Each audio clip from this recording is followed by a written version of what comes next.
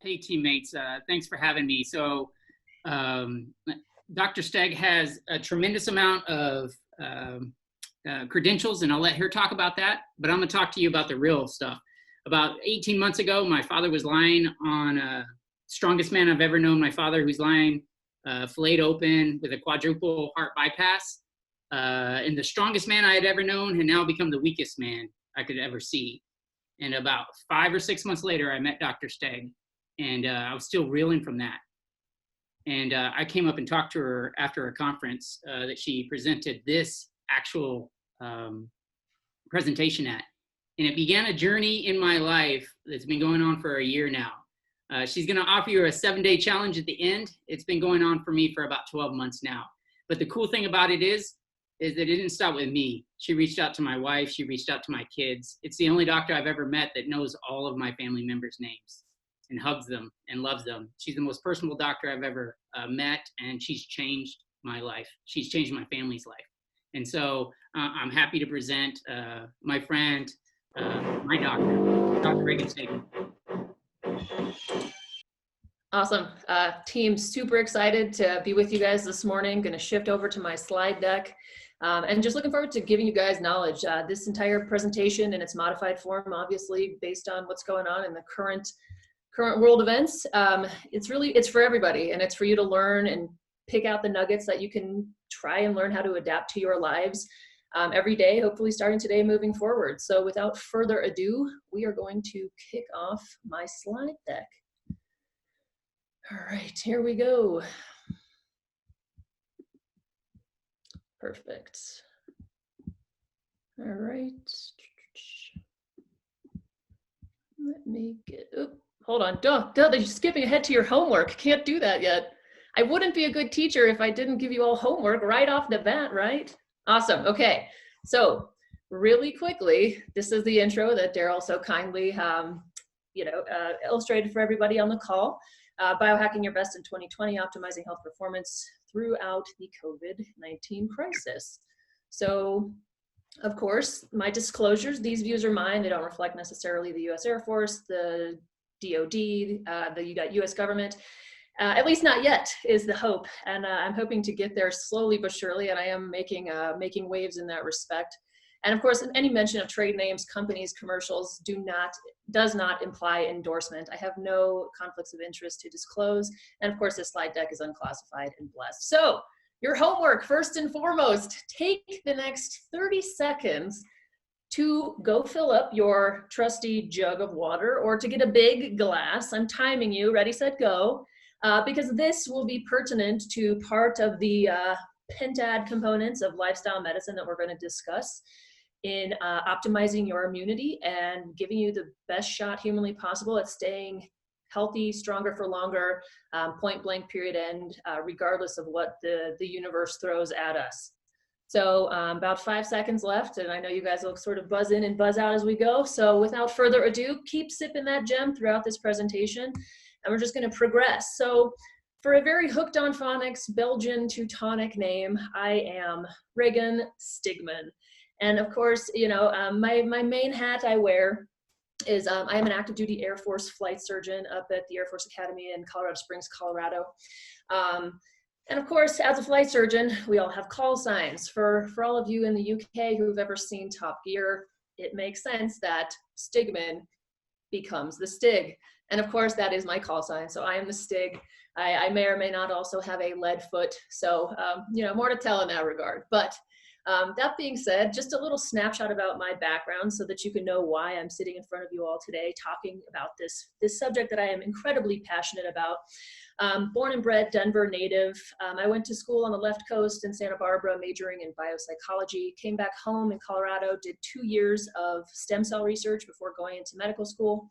I did a year of civilian work right after graduating med school down in Georgia, and then I was pulled up on active duty at the Uniformed Services University in Walter Reed, just outside of Washington, D.C., for a preventive medicine residency with a subspecialization in lifestyle medicine, which will be the focus of this talk today. And trained after that to become a flight surgeon. And here I live now since 2017 at the Air Force Academy as a flight surgeon. So, as was mentioned, Chief Hurt I am the only flight surgeon in the Air Force who is double board certified in preventive medicine and lifestyle medicine. And I'm proud of that because that circles back to why flight medicine, or why a flight surgeon, and what I call in the military human performance optimization. There's actually Air Force instructionals that dictate what my job as a flight surgeon should look like. And here it is. The entire chapter 6 is human performance optimization.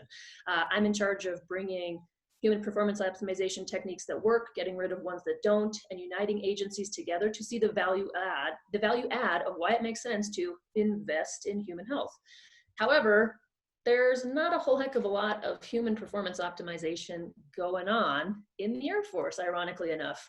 Think about this for yourselves. How many medical encounters have you had, either personally within your family or within an institution, where you've actually sat down with a doc and said, hey, how can I be younger next year? How do I come off of this blood pressure medication? Or how do I reverse my diabetes or my pre-diabetes? Chances are it's not every encounter that you have with a medical professional that you're having that discussion. For the most part, you're going into a medical infrastructure that is largely based on reactive medical care. And that's a disease management model. You go in, you're sick, you have an issue, guess what? You're typically going to walk out with a prescription or a new diagnosis or a referral to see another doc. That's typically how we work in this American model.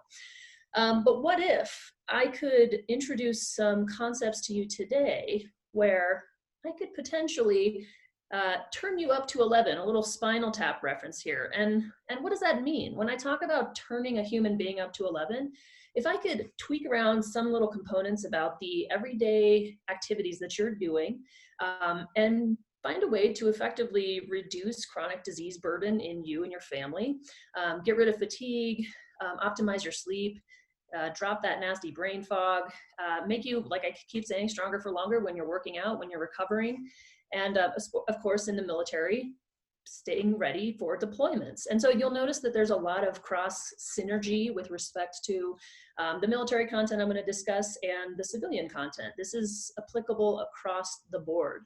So let's do a hypothetical. What if today is the day where you potentially learn something that could change your health for the rest of your life?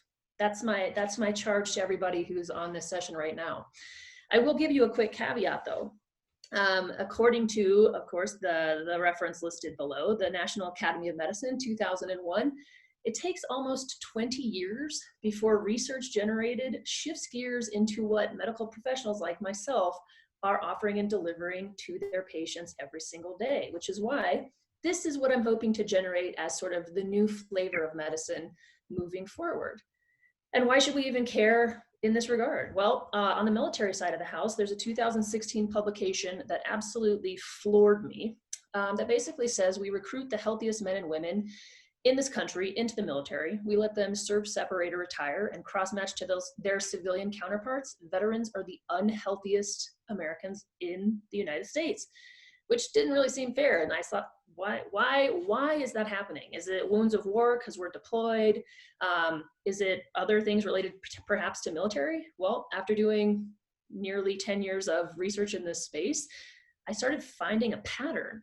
And what I started finding was that we are de-optimizing not only our men and women in uniform, but everybody in this country on the most basic cellular biological level.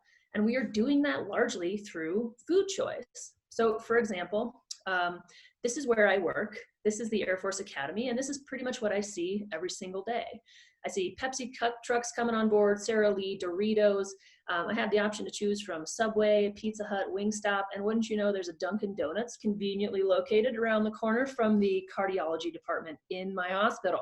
So a little bit of interesting conflict of interest in that space. And really, if you think about it, we do a good job of giving people what they want, but not necessarily what they need. And that is absolutely contributing to the current health state for civilians and for military members. And it's contributing so much now that, I try to frame it in a space of, it's a reflection of what we're doing with our forks as opposed to what we're doing with our feet. In the military, they press a lot about, hey, if you got an issue, you're overweight, just start working out more. Guess what? Fun fact. 80 to 90% of the impact you're going to have on your health status from overweight, obesity, avoiding prediabetes, bad cholesterol, bad blood pressure, it starts with your food choices.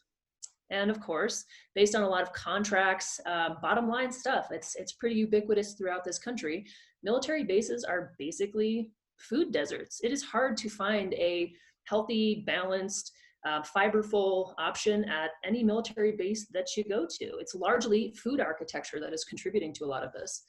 And of course, the Rand Corporation corroborates this in research that they've shown since 1995. And, you know, the terrifying ballooning of obesity rates, not only on the civilian side of the house, which terrifyingly enough is almost exactly this in the military. 69% of military members overweight and obese. So let me tell you why I became so concerned with overweight and obesity, which are basically the fertile grounds of the match being cast on a field lit with gasoline, basically, because they are the harbingers. They are the foundation of all of these chronic medical conditions that you see here. Sleep apnea, infertility, decreased quality of life, chronic pain, and the #1 killer of Americans nationwide and also internationally, coronary heart disease is a huge thing. Cancer, diabetes, you name it. It all starts with overweight and obese diagnoses. So of course, here's a little, you know, trying to maintain a little attempt at humor, and the doctor's talking to the patient on the exam table, and the line is, here's your problem. It looks like you're paying attention to what's going on. And it's frustrating because in the thick of the medical establishment here, it's almost a return on business model where, hey, a lot of people, they're trained to keep people sick and on medication so that they have to come back and utilize the system. It's capitalism in America. It's medicine in America. So this is one of the most salient slides that I like to hit home with. So airmen, after they go to basic military training is what BMT stands for, they gain up to 4 pounds a year per year, 4 years after they graduate. So basically they're putting on between 16 and 20 plus pounds after they finish their initial training. And they add almost half an inch of abdominal circumference yearly up to 4 years. What does this sound a lot like? If you're young, 18, going right into the military, you might be young 18 going right into a junior college. You've all heard of the freshman 15, all that kind of stuff. That's typically where it begins because we have never been taught, for the most part, where health truly stems from. Another point that I like to highlight is type 2 diabetes in the Air Force. So since 2003 through 16, there's almost 6,000 cases of type 2 diabetes in the Air Force alone. And let me tell you what, you cannot be accessed into the military with a diagnosis of type 2 diabetes. They need healthy, young, robust people who are ready to go downrange, basically. And we keep adding about 500 new cases every year. And not only does that add to the medical cost per diagnosis per year, but that de-optimizes deployability. And this is stark contrast to the civilian sector as well.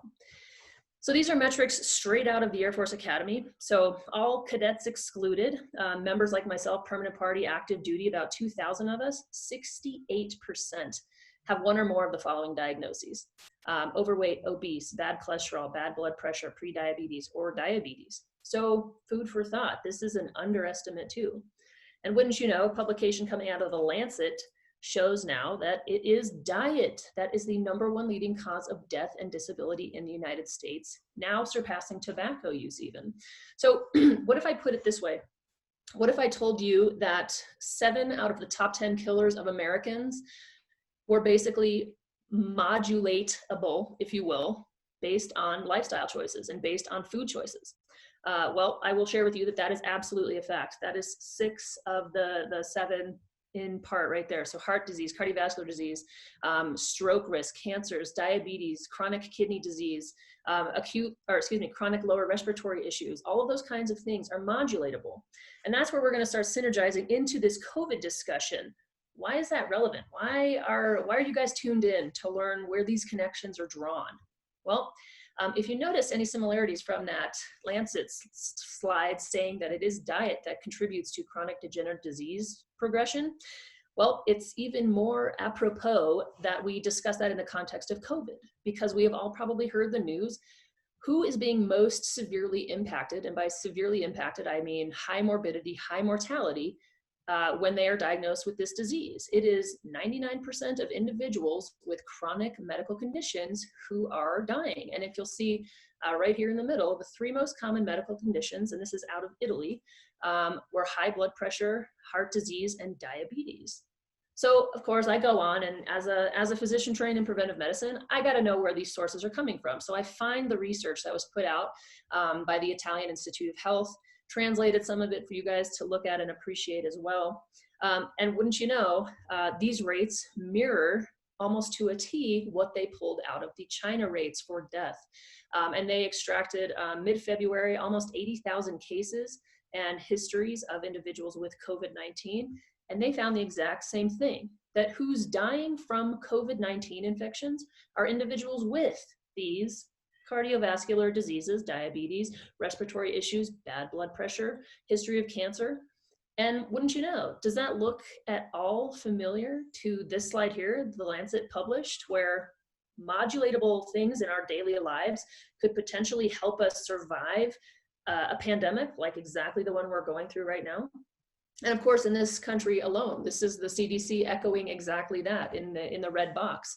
People with the chronic lung diseases or heart disease or any chronic underlying medical condition, especially if it's not well controlled, diabetes, kidney failure, liver failure, you name it.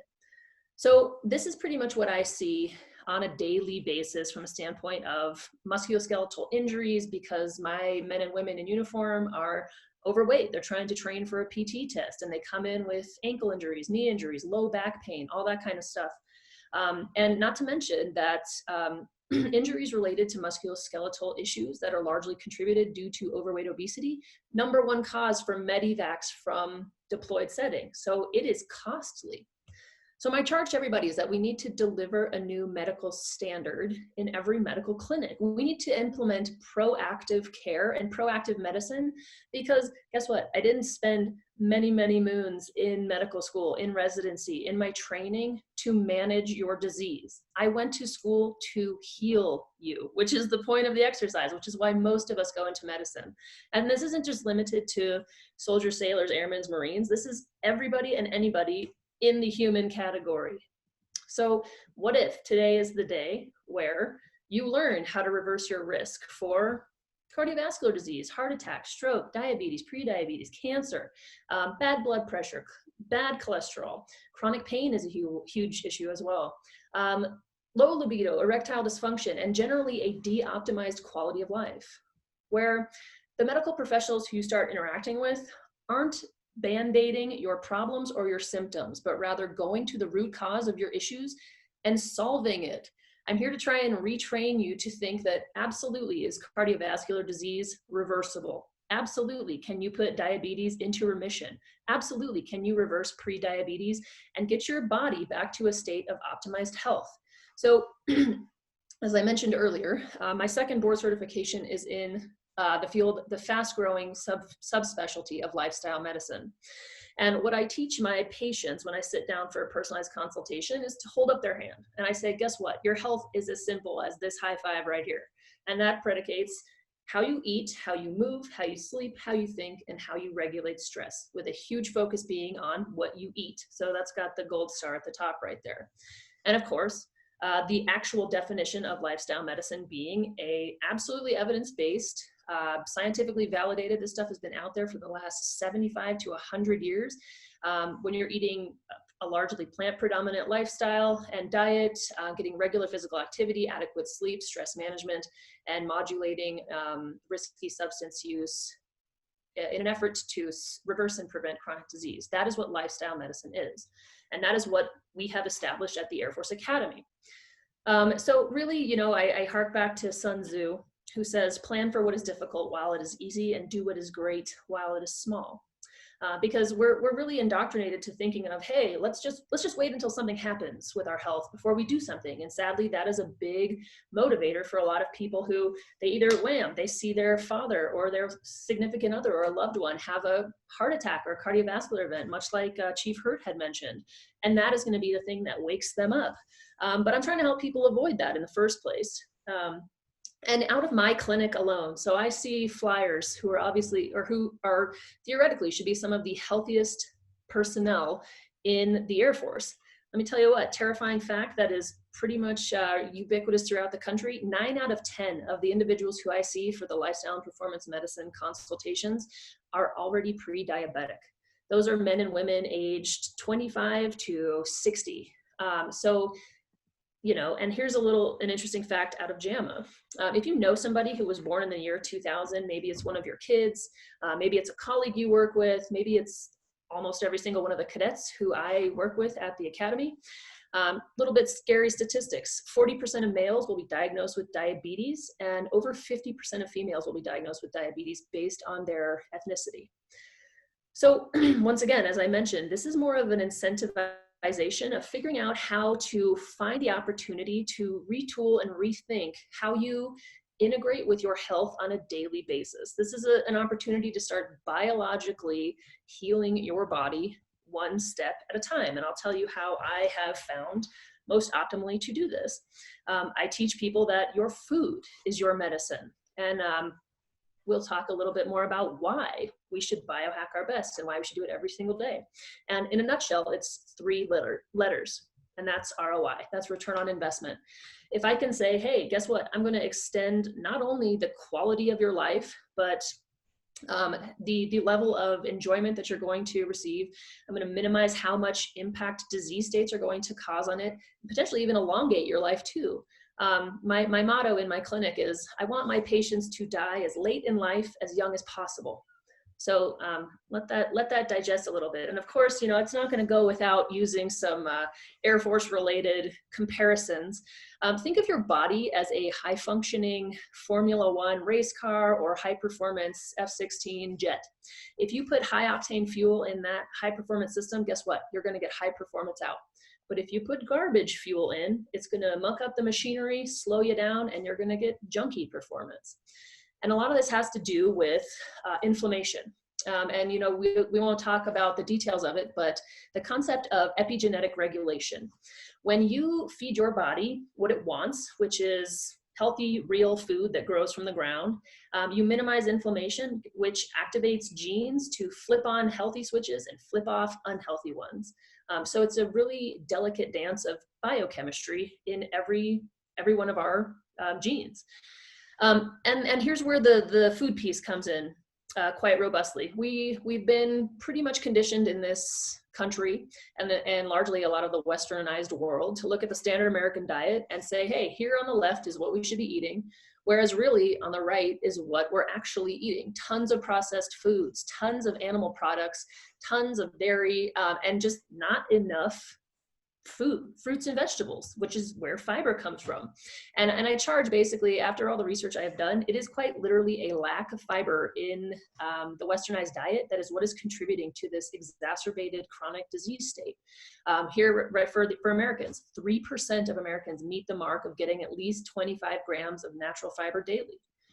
So I quickly become the least popular person in the room when I start saying, hey, guess what? It's the fact that, yep, I come from a farm family as well, Southern Illinois. We've got 800 acres of corn and soy. Yeah, I absolutely tweaked around my own diet, and I am what is called a flexitarian. I eat mostly plants, and I follow the rules from Mike Pollan here. So eating real food, not too much of it, and I eat mostly plants, as mentioned. And here's our biohack bullet 1, that is the most fundamental piece, that your health is proportional to how much real and natural fiber you are getting every single day. Fiber helps to latch on to potentially free radicalizable molecules in your body, low density lipoprotein, bad cholesterol, that kind of stuff. Helps sweep it out, helps regulate a lot of body systems just point blank. And you know, the beauty part of this is that this is not my opinion. This is scientifically validated, evidence-based, and has been going on for many, many, many years. American Heart Association promotes this way of eating, World Health Organization, Academy of Nutrition and Dietetics, clinical endocrinology. I mean, it's out there. And even in the military, they're starting to shift gears to see the human performance optimization angle of eating mostly plants and having the option to feed men and women in uniform a lot of what is going to make them the highest performing members of society, theoretically. So this is the kicker that I love sharing. And once again, this makes sense if you're military or civilian alike. If you're able to save $5.60 later on down the road in potential health endured spending, if you invest $1 today, that realization is worth it. That is the concept of making prevention sexy again, because that is a difficult concept for a lot of us. So I want to remind everybody, and this is sort of an insider secret that I love sharing with my patients, is that you are, once again, a brilliantly built human machine, and you are built to heal. Not only heal, but you're built to perform. And on the military side of the house, where the big brass is, 3-star leaders are getting this knowledge from the Center for Creative Leadership, and they're being educated that, hey, it's your cognitive capacity and your ability to be sharp and execute and not have brain fog and perform, 25 hours a day. That is what got you to having, multiple stars on your shoulders, making decisions with billions of dollars, and executing the right way. And I'm just trying to make this as not scary as possible.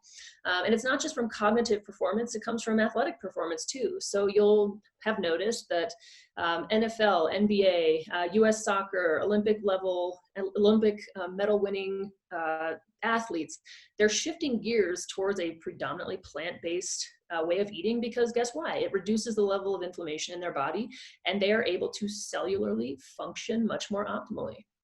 And as much as I dislike talking about this brand new Buccaneer, there is a reason why good old Tom Brady here, he is no longer 39, he is 42 now. There's a reason why he is arguably the best quarterback that I have seen in my days.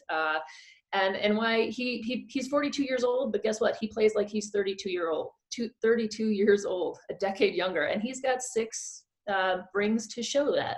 So go Broncos, God bless them. But so, it's trying to normalize it. So we're going to shift gears a little bit into what we can do in the space of biohacking in the space of COVID. So, trying to keep it light again. We all remember George Costanza and Serenity Now.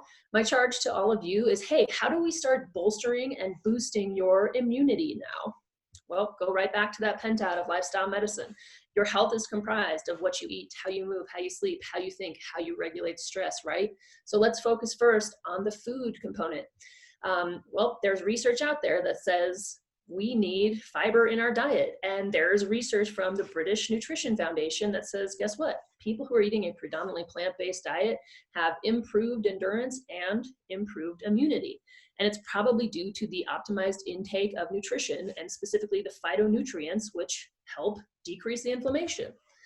So what can you do today? Next time you go to the store, try and buy and consume more fiber.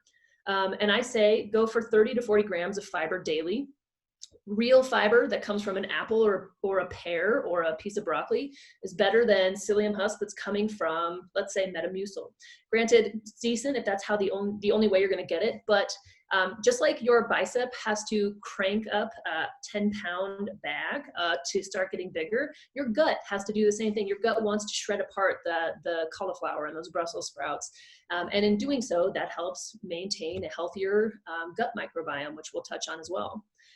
What I really charge to all of you too is track your current fiber intake. You'll be shocked at how much you're probably far away from that 25-gram mark. I'm arguably one of the subject matter experts in this space, and I sometimes struggle meeting that mark. So I have to get back on the horse and get back to that level of 30 grams of fiber a day. So stock up on high fiber foods. You can Google this, canned beans, dry beans, vegetables in that space, chickpea pasta, just little biohacks that are going to optimize your cellular infrastructure every day. This is a fantastic article that was put out on Medium, and there's a little tiny URL there that you can copy or take a picture of right now. But it's basically strategizing your grocery purchases during and not wasting food, and how to optimize that from pantries to fridges to freezers, all that kind of stuff. A great list right here of high fiber foods. You can Google all of this and they'll tell you per gram, biggest bang for your buck. So nuts, seeds, coconut, all that kind of good stuff. Really what I want to emphasize is I recommend eating the rainbow. You're going to get tons of different phytonutrients like carotenoids, anthocyanins, polyphenols, basically, that are going to help get all the gunk out of our vasculature, help our pancreas heal from potential deoptimization of insulin secretion. And you're going to give your body the best fighting chance at healing. So I just mentioned the gut. Your gut is your second brain, and your gut is your absolute prime link to your immune system. So feed it what it wants. Eat probiotic foods. Here I have listed some of the top probiotic foods out there: sauerkraut, kimchi, pickled vegetables, kombucha, tempeh, and even if you need to, you can consider a probiotic supplement. And of course, the best source is always going to be the natural source. So that goes for fiber, that goes for probiotics, etc. You want to optimize the bacteria in your gut, because that is what is building the ability for your body to absorb those nutrients the right way. And this is a little study talking about how the integration of red meat specifically, and they've shown this with other non-red meat, white meat, you name it, it increases a particle called trimethylamine oxide, which actually deoptimizes your system in the space of heart disease. If you have that in your system, your propensity to develop heart disease goes up. The next biohack for this situation is become very savvy when you start shopping, because guess what? You are voting with your dollars every time you spend money. Be smart about what you're purchasing. These icons here are the photos. The top one is Ezekiel bread. There are countable, pronounceable ingredients in that, versus the bottom one, which is Wonder Bread. You'll notice also in that Wonder Bread, very close to the top, is high fructose corn syrup. We don't need to be consuming or giving our money to companies who just jack sugar into our products. That is a very American thing. You'll start finding sugar everywhere. You'll find it in your ketchup. You'll find it in your anything. It's pretty remarkable. So start getting into a habit of reading ingredient labels and fund those companies that don't add a bunch of sugar, artificial colors, flavors, preservatives, everything. That all matters, because once again, helps your gut biome. Aim for as few ingredients as possible. And like I said, vote with your dollars. So here we go. How are we doing on our homework, which has been to keep sipping your water throughout this entire discussion. Excuse me a minute. Getting a little parched here. Very good. So yeah, your immune system, your body's about 60% water. Your brain functions on water, your heart, every organ system. You need that hydration status to optimize how your organ systems function optimally. So I say this: half of your body weight in ounces, and discipline yourself. Always have something next to you that you're sipping on. So yeah, how's your homework going? So one of the other pentad points for lifestyle medicine is exercise. And it's difficult, and I've got a couple of handouts that we're going to make sure everybody on the call gets after this, just so that there are a lot of resources, so you'll have them all with you. But exercise, so you can still do exercise at home. There's tons of free apps on demand, all that kind of good stuff. But the big point here is stay as healthy as you can during this time of lockdown. Colorado went on lockdown this morning through the 11th of April. Try to avoid going to the hospital, going to urgent care as much as you can in the safe space for the next 8 to 12 weeks. So, keep exercising at home, but really focus on form. Don't be sloppy. Move slowly while you're building that immunity component of your body. And like I said, free apps on demand. Peloton has a 90-day free app trial. Of course, not endorsed by the DoD. None of the stuff I'm talking about I'm endorsing. I'm just saying, hey, these are some of the things that I've used. Once again, smart resources to execute this stuff. Bless his soul, my husband has a website that's totally free to anybody interested in learning how to test pilot plant-based eating. Made Easy Now. He's got a section in the food, one-pagers. There's about 8 to 10 of them. They're very easy recipes, and that's pretty much what's in our fridge every single week. Great books out there, How Not to Die and How Not to Diet. There's cookbooks. And then, of course, on Netflix, there's films. There's The Game Changers, Forks Over Knives, and really just find ways to substantiate the content that you're trying to learn about. They've got free recipes, planners, all that kind of stuff on their websites too. So definitely check them out as well. And of course, we've got the Hindu goddess Durga here.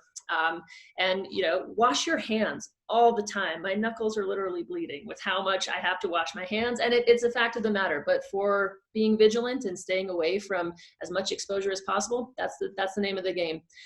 Don't pick your nose, touch your face or your eyes, disinfect surfaces after you venture out to the stores.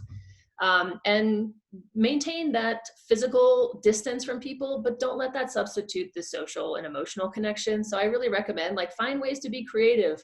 Like FaceTiming family, that's all well and good. Challenge somebody to a poetry contest. I mean, something simple, but keep it so that you've got those creative juices flowing. Hydrate every day and wash your hands once again. So we're going to close out with one of my favorite stories.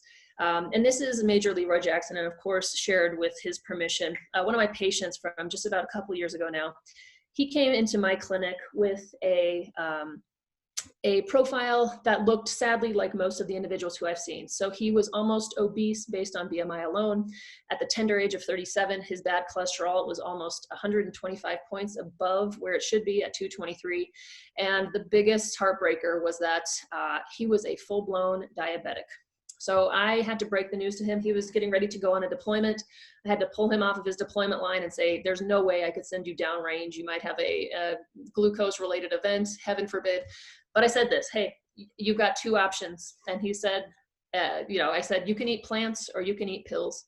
And of course, he said, Doc Stieg, you're kind of weird, but your reputation precedes you. So I'm going to give this plant thing a shot. And what do you know? He uses his plants as medicine. And he accepts to begin. This is the lure. This is what Chief Hurt was talking about. 7 days will quickly turn into 12 months. It's all about how you experience this for yourself. So he starts the 7-day plant-based challenge, and he just eats that. He eats food that grows from the ground. He knocks out animal products, dairy, processed sugars, you name it. He eats real food. And wouldn't you know, after 7 quick days, he drops his bad cholesterol 55 points. But something else happened too. He said, I want to keep going, Doc. I've never felt this good. This is witchcraft. What are you doing?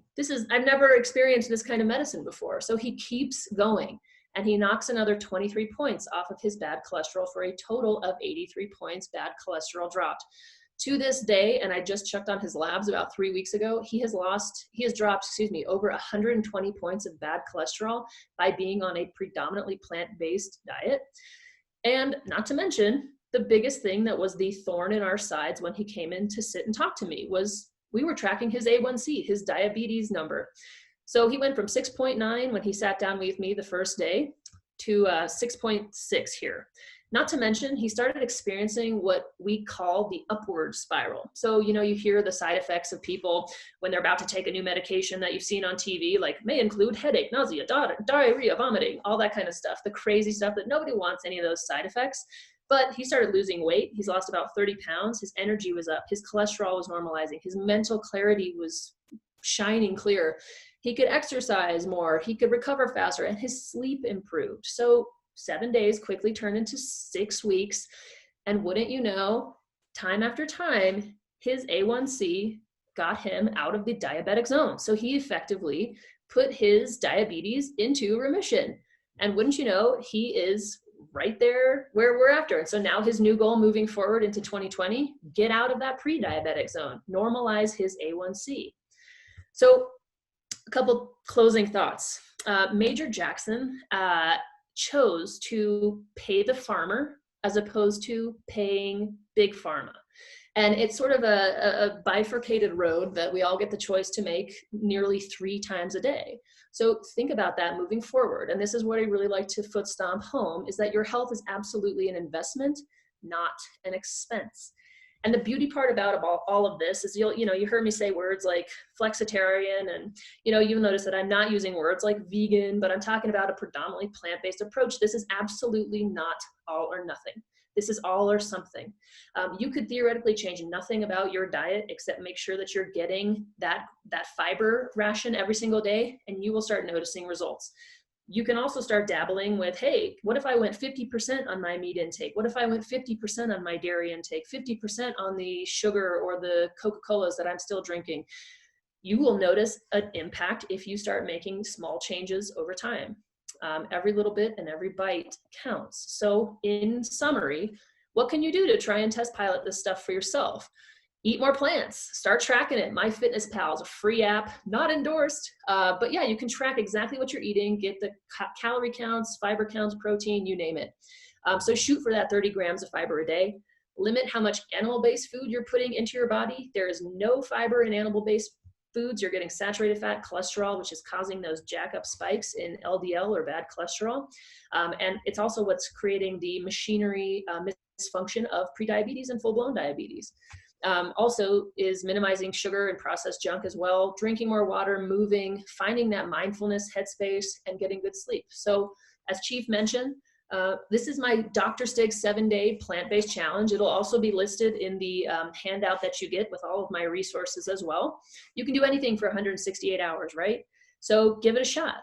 And most importantly, track what you change. That is the biggest foot stomp that I like to make for the first week at least, and then moving forward, because it helps you reiterate and reprocess the daily things that you do, and seeing how those little tweaks or those biohacks are impacting those everyday things that you're doing. And you could track anything that calls to you: energy levels, brain fog, exercise, sleep, all that kind of good stuff. So this is my parting slide, and I love this from Maya Angelou. So do the best you can until you know better. Then when you know better, do better. So this will mean nothing to you unless you try it out for yourself. So I really do encourage you to be your own best test pilot. As most of us are now sort of locked into a shelter from home place, what better time than now if you can start trialing this kind of stuff? You have my husband, bless his soul, has got 2 weeks ahead of him where he is going to be locked down, hanging out with the cats. And it's a great opportunity. We're making sure we're exercising daily, making sure our fiber is on point. Hydration status is the #1 thing. So with that in mind, that is the conclusion of my Biohacking Your Best. And I hope that some of these recommendations have resonated with you.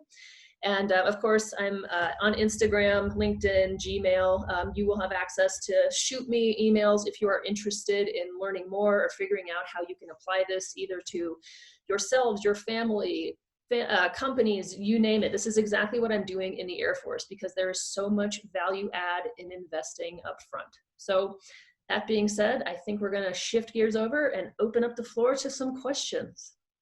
Dr. Stieg, thank you very much for sharing your expertise and knowledge with us. That was awesome. Appreciate it. And we get a round of applause, a virtual round of applause from the audience. Thank you. Thank you. So as Dr. Stigman mentioned, we're going to go to a Q&A. So the way we'd like to do this is please raise your hand. You can do it physically, or you can use the function in Zoom to raise your hand, and we'll call on you, and Dr. Stieg will take your questions. So if anyone has a question, please raise your hand. Dr. Stieg, we've got one over the chat that I'll share with you here. Okay. What is an easy, repeatable daily breakfast that you can recommend? Oh man, are you ready for this? It's something that you might have done already. It's one of my favorites of all time.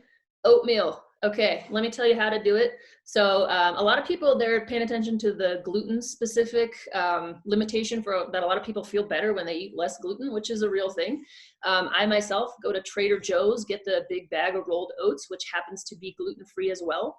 And either I'll make it in the morning when it's hot, and have it hot rather, or I'll do an overnight oats recipe. So I will measure out so I know exactly how much fiber I'm getting. I will do 1.5 cups of oatmeal, or a cup, whatever you fancy.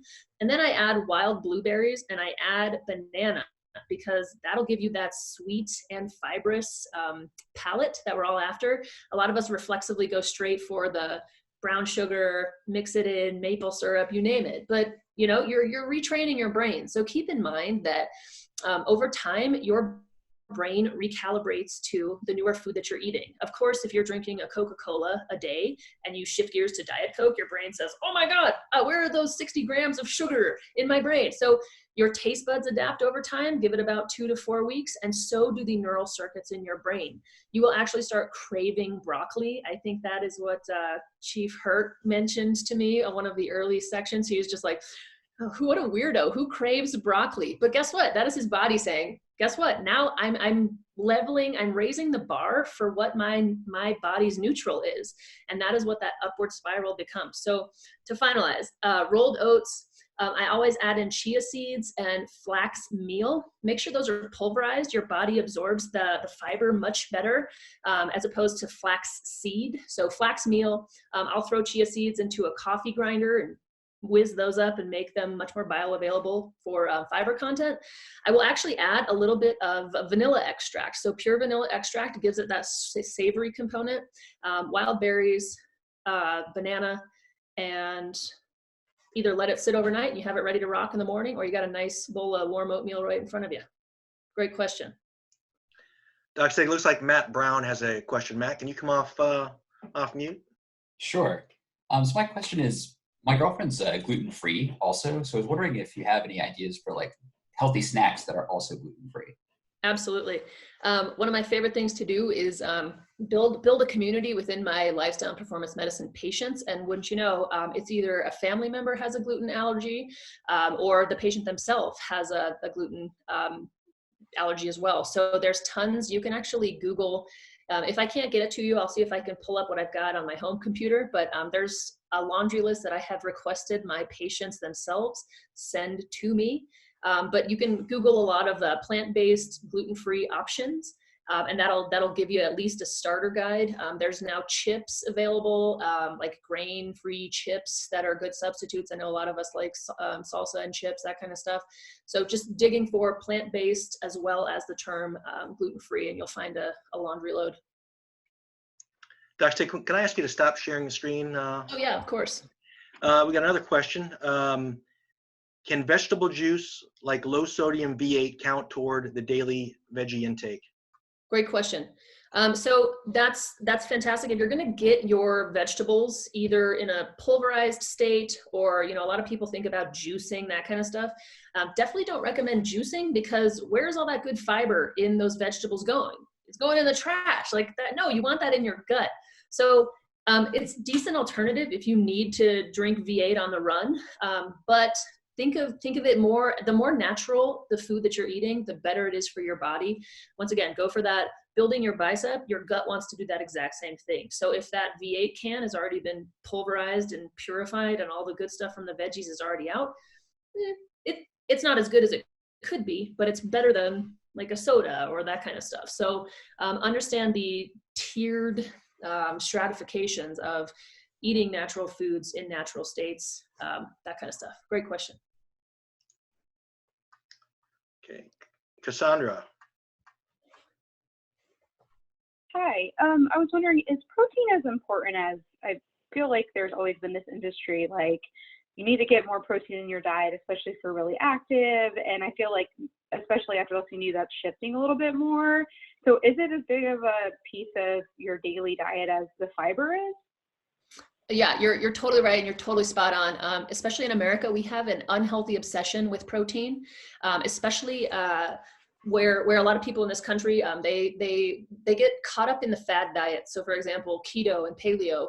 I'm 34 years old. I remember about 20 years ago, keto and paleo were Atkins and South Beach. So pay attention to that. And I recommend people, you know, like don't call this a diet. Diet's another 4-letter word, and diets fail. This is a paradigm shift. And to your question about protein, you're absolutely spot on. We need, unless we're trying to have maximum gains, like you're bodybuilding for a competition, about 0.7 grams of protein per kilogram. So a fraction less, maybe between 30 and 50 grams of protein a day is sufficient. And there's converters and that kind of stuff out there already, but for the most part, a lot of people are overdoing protein, and it's actually impacting kidney function and de-optimizing because they're getting a lot of the gunk along with the protein powders, which are predominantly whey-based, and they have a bunch of supplements in them that, guess what, aren't regulated by the FDA. So you do not know what you're putting in your body. So you can, you're definitely going to get enough protein from plant-based sources as well. There's tons of myths out there that, oh, where are you going to get your protein? Look at an ox, look at a gorilla. Those are huge mammals that eat plants in the jungle, that kind of stuff. You know, it's sort of counterintuitive because we've been fed, for lack of a better term, pardon my very hilarious pun, we've been fed a bunch of garbage for the most part, that the only way we're going to get strong and healthy and build strong bones is to what? Drink milk, right? And you think protein, you think chicken, you think cheese. Like, we have to recalibrate, retriangulate where we're paying attention for protein sources. If you Google plant-based sources of protein, you will get some beautiful infographics. The College of Lifestyle Medicine has some fantastic ones. Game Changers has them, Forks Over Knives. They're out there. So fantastic question. That's one of the biggest misconceptions about shifting to a more plant-based diet. Dr. Stieg, we want to leave a few minutes for feedback, so I think we'll take one more. Eric Lee has a question. Hi, doctor. Thank you for the session today. So I'm a daily coffee drinker. I don't add sugar or anything. I just wanted to ask, are there any differences of the impact on caffeine on the body, whether it's natural from coffee or, let's say, synthetic from an energy drink, or is it kind of bad across the board? Great question. And also another common question that I get. So the issue with caffeine, particularly in the westernized world, is what we are putting in our caffeine. So if you think about what coffee is to most people, it's tons of cream, it's tons of sugar, it's that macchiato from Starbucks that has a bazillion grams of sugar.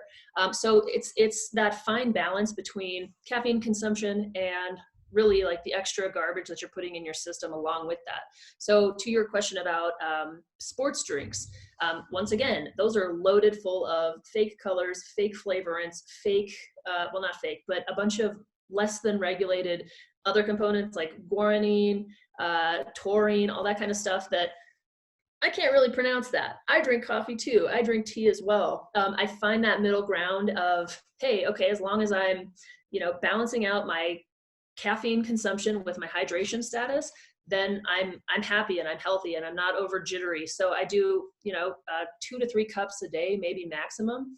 But it's what we're putting into our coffee that typically makes it more unhealthy than not. So caffeine is not necessarily a bad thing. But it is, you can definitely overdo caffeine. But I charge people this. So when people are trying to offset for either fatigue state or that kind of stuff, try and reevaluate what you're eating, because there might be a reason why you're saying, hey, I'm feeling sluggish after lunchtime. And maybe it's because what you're eating during lunch. So look at all the pieces of the puzzle first. With that, I think we'll have to call it a wrap. That was awesome. Thank you, Dr. Stieg. Appreciate it.